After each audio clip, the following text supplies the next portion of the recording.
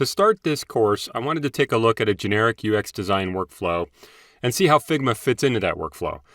I also want to discuss the Figma feature set and mention just a few things that set Figma apart or that might be a little different, and also show a bunch of the current tools that compete with Figma for your projects. So let's dive in and answer, what is Figma?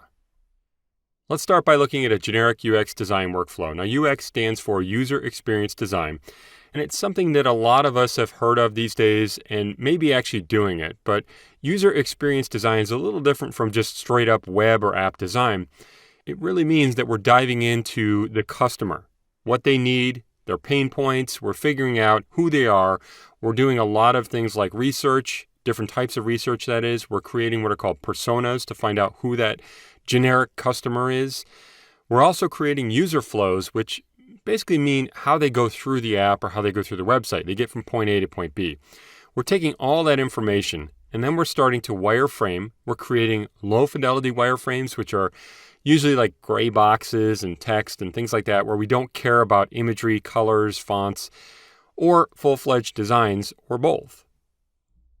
Then we're creating a working prototype. We're trying to figure out, okay, before we build this widget, maybe an app, maybe a website, how can we make it to where people can test it out on device? They can tap on a button and go to another screen, for instance, and actually get a feel for how it's going to work. We can then share it with people, test it, gather feedback, and then start to iterate or make changes based on the feedback we receive. And finally, we're going to go out and build. Now, this is really generic. Depending on your project, your company, whatever, there could be a lot of other points in here. Figma actually fits squarely right in here. So it's going to allow us to go in and design, wireframe if we want, low fidelity or high fidelity, create a prototype right within Figma, share it, test feedback, gather that feedback, and then iterate, keep going.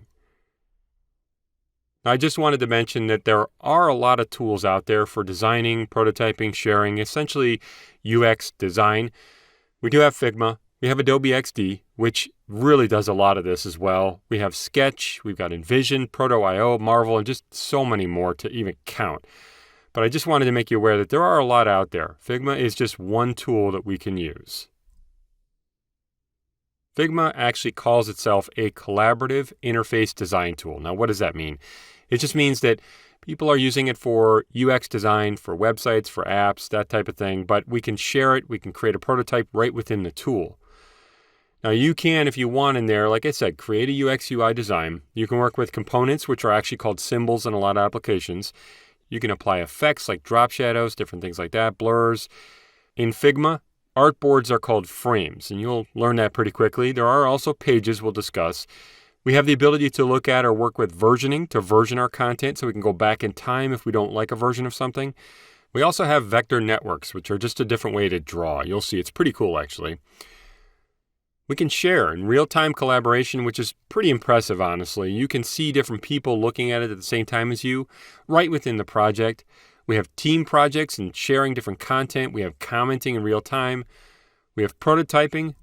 And we also have code. You can look at and copy code from certain features or objects within the prototype or the design. So with a basic understanding of what Figma is, let's jump in.